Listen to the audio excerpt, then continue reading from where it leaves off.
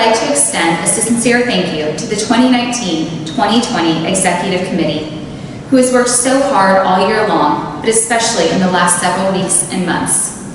They have embodied the theme for this year, blooming in places they never expected to be planted. In uncertain times, they and their teams have strived to balance the safety and needs of our members with the overall desire and mission to strengthen the Houston community. From the bottom of my heart, I want to say a sincere thank you to these extraordinary women. It has been an honor to serve along each side of you. While I could list their many accomplishments for you, I am delighted to let them tell you themselves.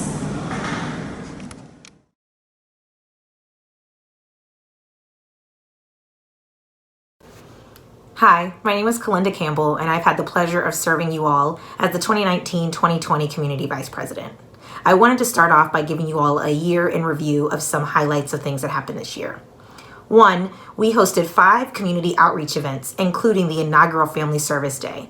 This event was planned as a result of direct feedback from our members wanting to volunteer with their friends and family members outside of the league. Secondly, we introduced new placement opportunities at Chinquapin Preparatory School for high school students and expanded the league's CPR program to a Saturday placement as well. Third, we gave out $125,000 in community assistance grants, including awarding the inaugural funds from the Barbara and Roy Adams Endowed Community Grant Fund.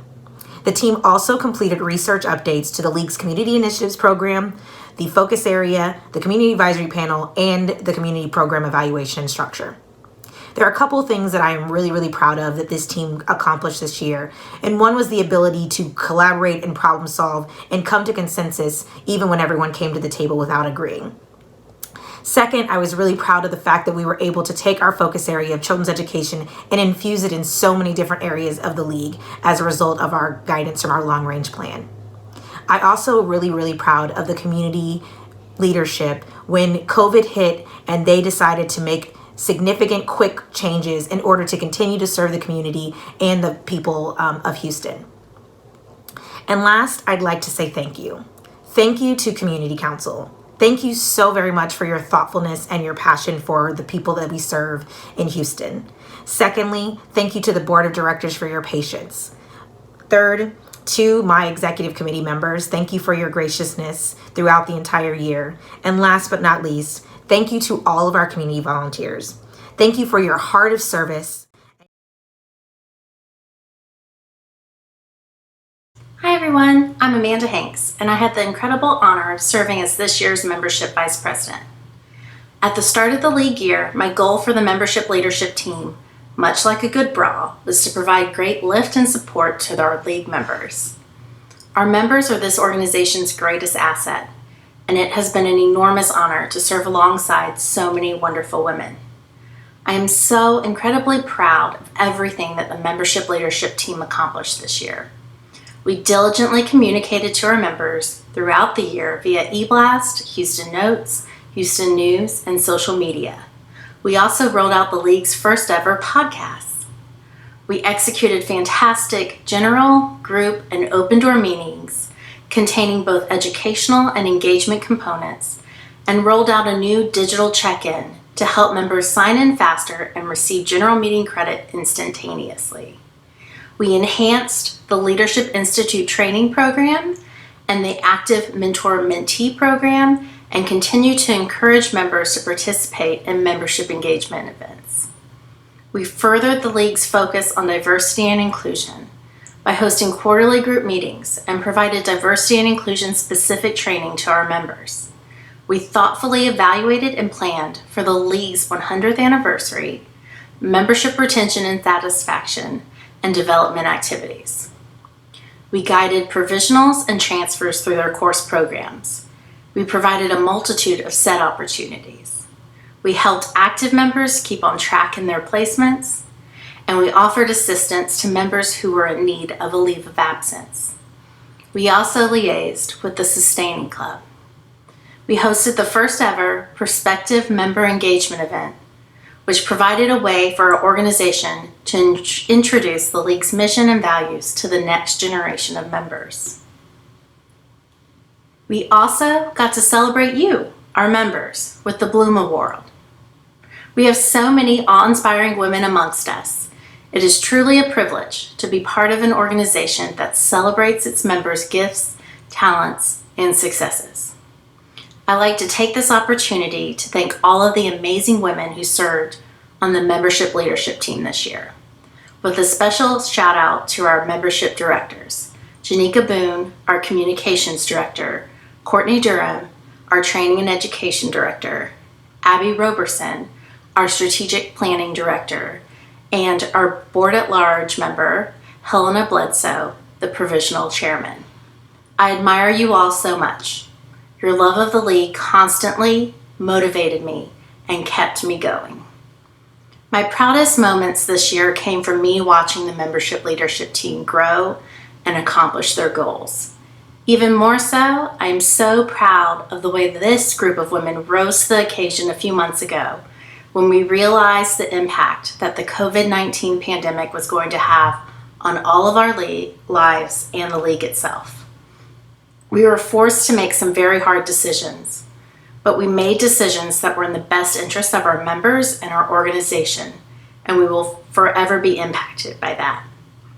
If someone would have told me that during my 18 months or so serving as membership vice president, I would meet the one, get engaged, find my dream job, and sell my house, I would have laughed at them hysterically. I would have also left immediately to go buy a lottery ticket. This all actually happened in the middle of all of my league commitments this year, and it means that I also need to thank Jane Johnston and this year's executive committee for being my constant sounding board and support system for things both in and out of the league. Our time together flew by. I'm so proud of everything that we were able to accomplish, and I'm going to miss our constant interaction. And to everyone who served in a membership leadership role this year, we made a difference, one starfish at a time. Take care.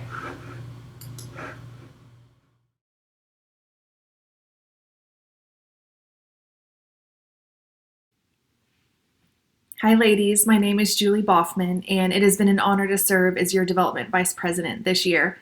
I am so excited to celebrate the end of our league year together, and a huge thank you to our membership team for making this virtual meeting possible.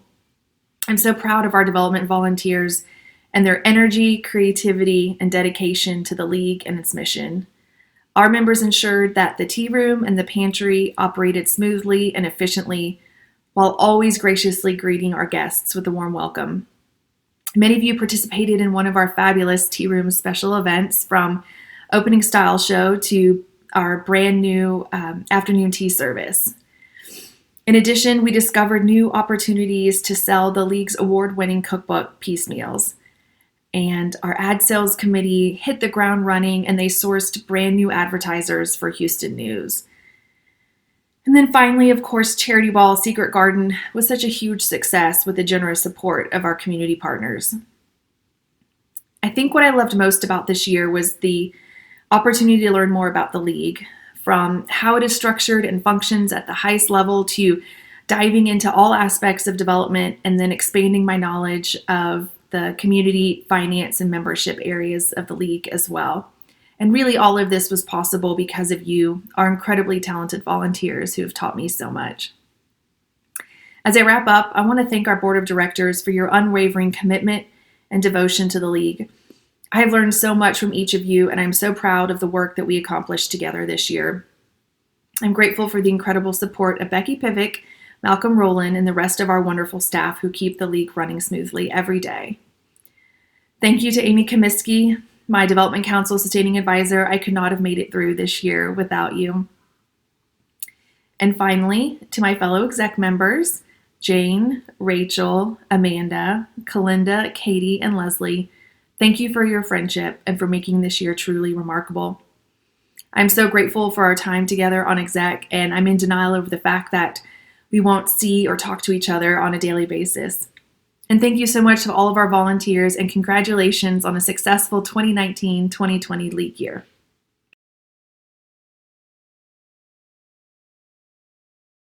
Hi ladies, I'm Katie Grauman, this year's Financial Vice President. At the beginning of this year, I shared a really cheesy quote from Legally Blonde about all things finance. What, like it's hard, has truly become my rally cry anytime this year when something unexpected or difficult came up. But I really didn't need to worry. With all of the amazing and brilliant women that were here to support me and work alongside me, it was really no big deal.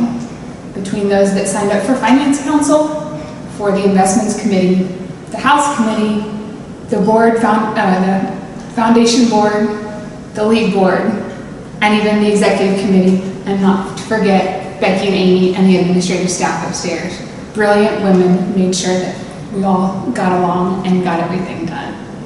I'm going to truly solidify my nerd status here when I share my favorite moment of the year, but it was the joint exec meeting that happens in early March, when the current exec and the incoming exec teams meet to work on the budget for the coming year. As you can imagine, trying to plan for the 2020-2021 year in the middle of a pandemic is something of a challenge. But thankfully, we are the recipients of a long legacy of brilliant women that have set up a firm foundation, and the League is well positioned to face the challenges that are to come. I want to thank each and every one of you for your continued dedication and support as we look back on this amazing year and look forward on a year that will truly be like no other. Thank you very much.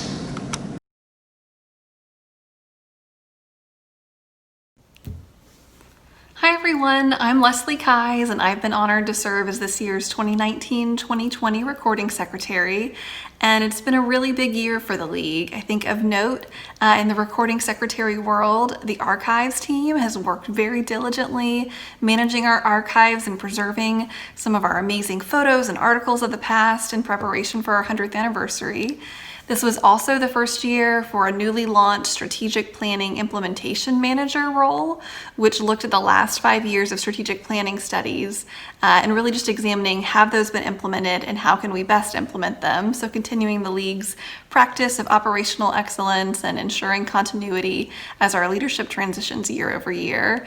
And then with COVID-19, we certainly had a challenge in figuring out how do councils and our board of directors best operate remotely and virtually, and how do we do ballot votes, and how do we vote via GoToMeeting. So that was a fun challenge, and I know everyone worked very diligently to make sure those meetings ran efficiently and the League business carried on.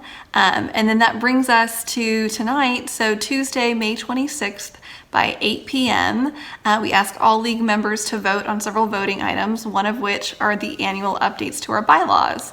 So of note this year, we made updates adding a member code of conduct, which is really just our mutual commitment to one another and commemorating that in our bylaws. And then kind of related to COVID-19, there were conversations, the bylaws previously didn't allow our nominating committee to meet remotely, and looking forward at the year ahead and just future possibilities of instances where meeting remotely would be necessary, we amended the bylaws to enable the nominating committee to meet remotely, but only in a case of an extended force majeure, such as what we're facing right now.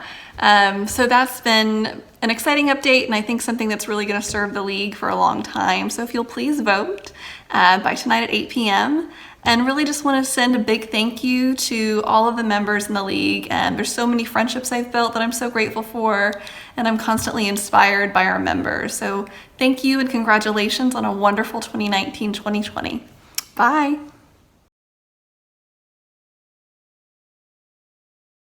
I am so thrilled that you were able to hear about the incredible accomplishments that our League has seen over the last 12 months from the executive team. This team, along with the entire board of directors, has worked tirelessly until the very end.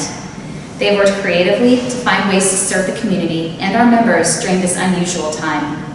They found multiple service opportunities that could be carried out safely during quarantine, including decorating bags for kids' meals, delivering meals to frontline healthcare heroes and immunocompromised children, delivering care packages to senior facilities, and even making check-in calls to the League's own Emeritus Sustainer members. They've scheduled virtual trainings and recorded socials to ensure that our members feel connected to the League and to each other. Your work over the last several months has been nothing short of remarkable, and I'm forever grateful. In fact, I'm thrilled to share one additional accomplishment with you all today. At the final board meeting of the year, the board of directors worked to reallocate nearly $50,000 in unspent community program funds that were available due to COVID cancellations. These funds were reallocated to the community during this time of great need. The Junior League of Houston will be donating critically needed funds to our community agency partners who have been impacted by the COVID crisis. $25,000 will go to Kids Meal of Houston to help them serve nearly 7,500 children a day who would otherwise go hungry during this time when school is out of session. $9,000 will go to BEAR, Be a Resource for CPS Kids, who unfortunately are seeing an uptick in their CPS cases during this time. $6,500 will go to the Baylor Teen Health Clinic to provide diapers and wipes to moms who may not otherwise be able to afford them for their babies. And $6,500 will go to Star of Hope to help them address food insecurity for the women and children living in their homeless shelter.